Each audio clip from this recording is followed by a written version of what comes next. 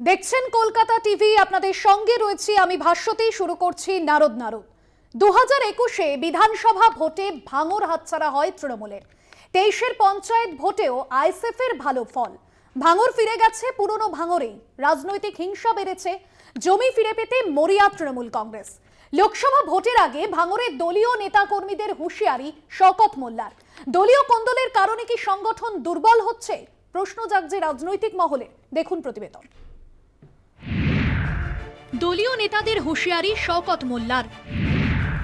লোকসভা ভোটের আগে ভাঙরে কি চাপে তৃণমূল?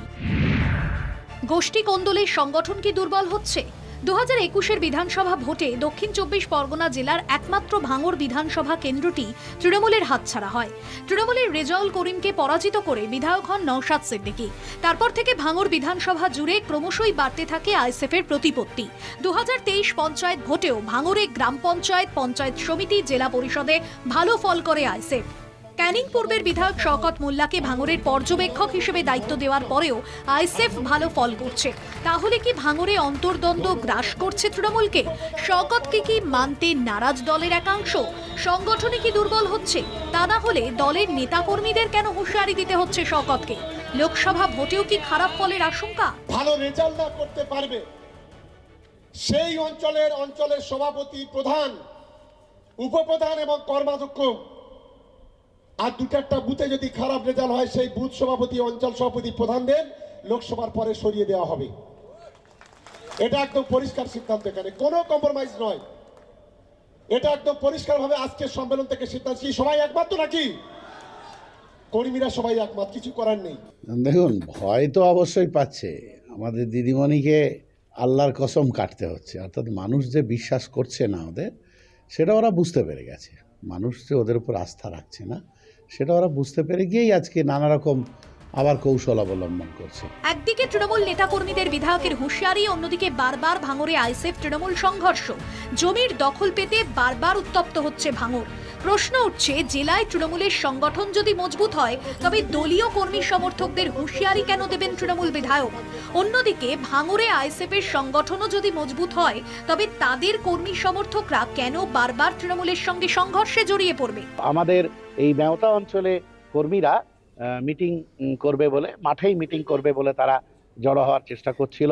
আর সেই সময় তৃণমূল কংগ্রেসের কয়েকজন কর্মী, জানি না তারা সংগঠিত হয়েই হয়তো আগে ছিল, কর্মীরা যখন ওই মাঠের দিকে যেতে যায় তখন বলে এই রাস্তা দিয়ে তোদের যেতে দেবো না, এখান দিয়ে তোরা যাবি না। তো এই নিয়ে বচসা হয়।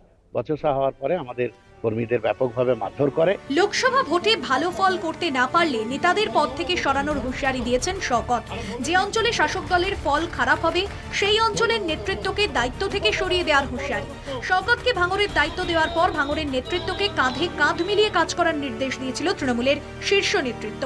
আরাবুল ইসলামকে পাশে নিয়ে একাধিকবার দলীয় শৃঙ্খলার কথা বলেন শওকত, ঐক্যবদ্ধ লড়াইয়ের কথা বলেন। তারপরেও কেন শওকতের এই হুঁশিয়ারি? কোথাও কি অন্তর্কলহের গন্ধ পাচ্ছেন তৃণমূল বিধায়ক? ভাঙর থেকে জাহাঙ্গীর হোসেনের রিপোর্ট, কলকাতা টিভি। একসময় তৃণমূল ছাড়া ভাঙর বিধানসভায় কেউ দাঁত ফোটাতে পারেনি। 2021-এর বিধানসভা নির্বাচনে সেখানে জয়ী হন আইএসএফ বিধায়ক হিসেবে নওশাদ সিদ্দিকী। তিনি জনগণের দ্বারা নির্বাচিত হন এবং তারপর আমরা দেখেছি সাম্প্রতিক সময়ে ভাঙরের পঞ্চায়েত নির্বাচনের মনোনয়ন পর্ব বা পঞ্চায়েত নির্বাচনের পর বারংবার উত্তপ্ত হয়েছে ভাঙর। এবং শওকত মোল্লা গত সাম্প্রতিক কয়েকদিন ধরে যেভাবে দলীয় নেতাকর্মীদের হুঁশিয়ারি দিয়েছেন এবং গতকাল আইএসএফের প্রতিষ্ঠা দিবসে পতাকা ফেস্টুন লাগাকে কেন্দ্র করে যেভাবে উত্তপ্ত হয়েছে দফায় দফায় ভাঙর, সেই ছবি দেখেছে গোটা বাংলা। এবং পঞ্চায়েত নির্বাচনের ছবি আমাদের কারোরই অজানা নয়। এবং বেশ কয়েকদিন আগে রাজ্য পুলিশ থেকে কলকাতা পুলিশের অধীনে এসেছে ভাঙর বিধানসভা কেন্দ্র। তবুও কেন রাজনৈতিক সংঘর্ষে দাঁড়িয়ে পড়ছে না ভাঙরে, এ প্রশ্ন যাচ্ছে। আমরা এ নিয়ে আজকে আলোচনায় আসবো। এই মুহূর্তে আমাদের সঙ্গে এই আলোচনায় যোগ দিয়েছেন ডায়মন্ড হারবার সাংগঠনিক জেলা বিজেপির সহ সভাপতি সুফল ঘাটু। আপনাকে স্বাগত জানাবো আজকের এই আলোচনায় সুফল বাবু।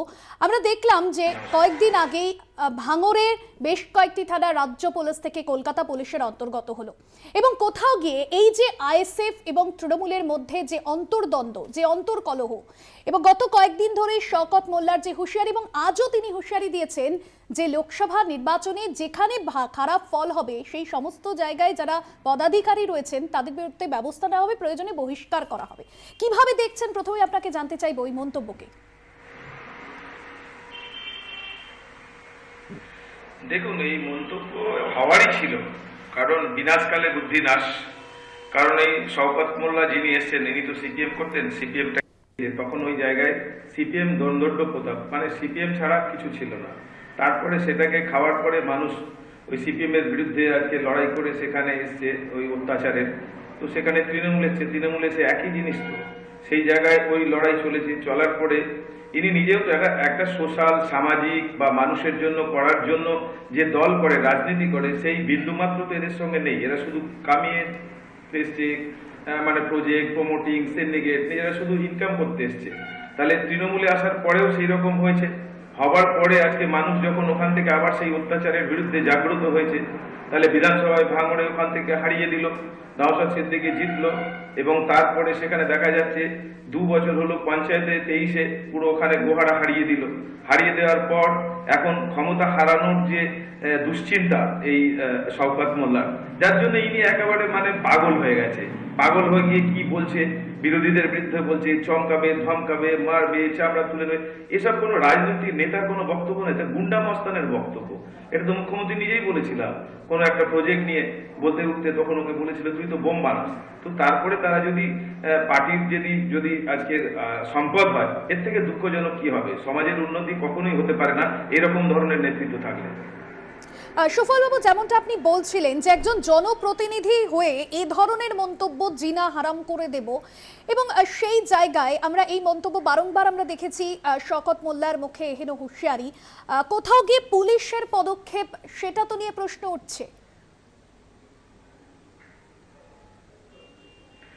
দেখুন, পুলিশ আর অ্যান্টি সোশ্যাল, তৃণমূল জামানায় পুলিশ আর সমাজ বিরোধী এক হয়ে গেছে, আর সমাজ বিরোধীদের তালিকায় এরা আছে। তাহলে এর থেকে সমাজ কি পাবে? সমাজ পাচ্ছে না, সমাজ তাই জাগ্রত হয়েছে।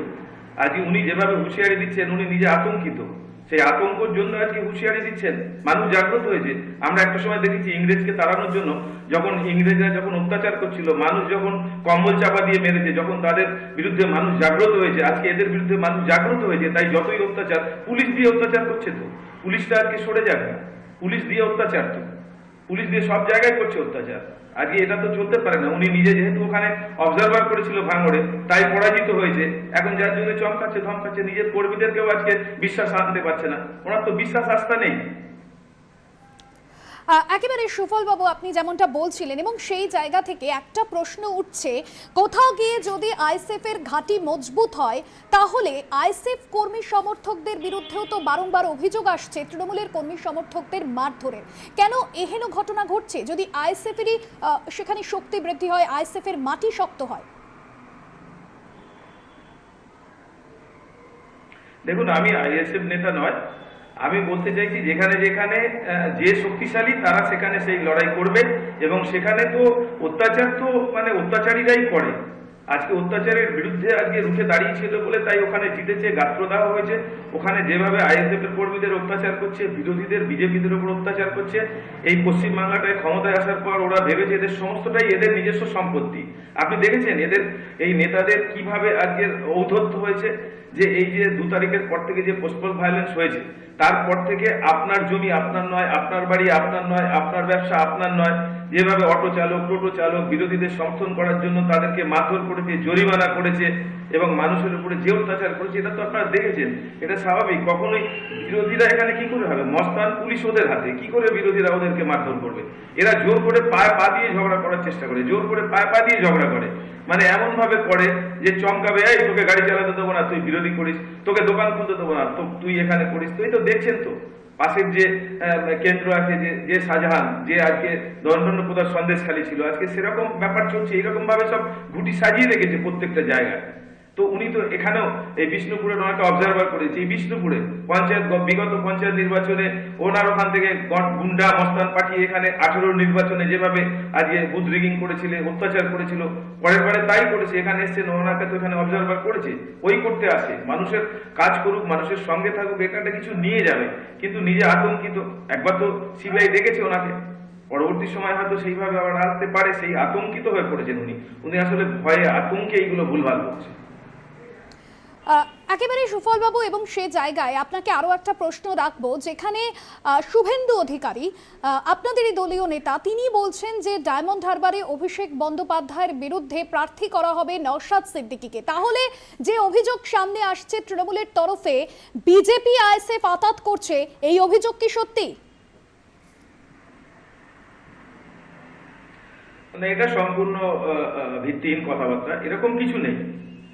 নওশাদ সিদ্দিকী সে লড়াই করছে, তার লড়াই সে করবে, বিজেপি লড়াই করছে বিজেপি। কারণ ডায়মন্ড হারবার যে মডেল উপহার দিয়েছে আজকে অভিষেক বন্দ্যোপাধ্যায়, সেটা নিশ্চয়ই আমরা সবাই জানি কি মডেল উপহার দিয়েছে। দিন দুপুরে খুন, মানুষের ভোটের অধিকার কেড়ে নেওয়া, আজকে মানুষকে ভোটে দাঁড়াতে না দেওয়া, ভোটে দাঁড়ানোর পর তাকে রিগিং করে মারধর করে উইথড্র করানো, তারপরে এই পঞ্চায়েত ভোটে কাউন্টিং করতে না দেওয়া, কাউকে ঢুকতে না দিয়ে আজকে জিতে নেওয়া। মানে আগের বারের একটা কৌশল ছিল কাউকে নমিনেশন করতে দেবে না, সেরকম বিরোধী শূন্য নমিনেশন করেছিল ডায়মন্ড হারবার।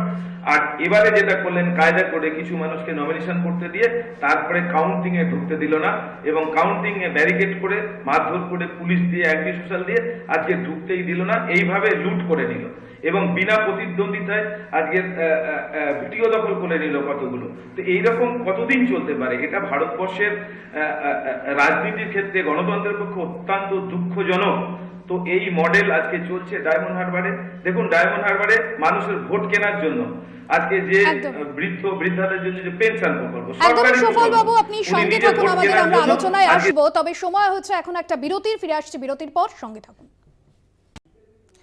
ফিরে এলাম বিরতির পর, আবারও আসবো আলোচনায়। 2021-এর পর আইএসএফ এর প্রতিপত্তি বৃদ্ধি হয়েছে ভাঙড়ে, কিন্তু কোথাও গিয়ে প্রতিপত্তি বৃদ্ধি হলেও আইএসএফ তৃণমূল যে দলীয় কোন্দল বা তৃণমূলের যে অন্তর্কলহ, তা কিন্তু সাম্প্রতিক সময় বারবার প্রকাশ্যে এসছে। আলোচনায় যাব, সুফল বাবু রয়েছেন আমাদের সঙ্গে সরাসরি, ডায়মন্ড হারবার সাংগঠনিক জেলা বিজেপির সহ সভাপতি। সুফল বাবু, আলোচনায় যাওয়ার আগে কথা হচ্ছিল এই যে তৃণমূলের যে বারংবার অভিযোগ উঠে আসছে বিজেপি আইএসএফ এর যে আঁতাত, সেই অভিযোগ তো বারংবার আসছে, কারণ শুভেন্দু অধিকারী তিনি নিজে দলীয় একটি সভা থেকে, প্রকাশ্য সভা থেকে তিনি বলেছিলেন ডায়মন্ড হারবার অর্থাৎ অভিষেক বন্দ্যোপাধ্যায়ের কেন্দ্র, যেখানে 2009 সাল থেকে জিতে আসছেন অভিষেক বন্দ্যোপাধ্যায়, সেইখানে তিনি মন্তব্য করছেন যে নওশাদ সিদ্দিকীকে সামনে রেখে এগোবে বিজেপি।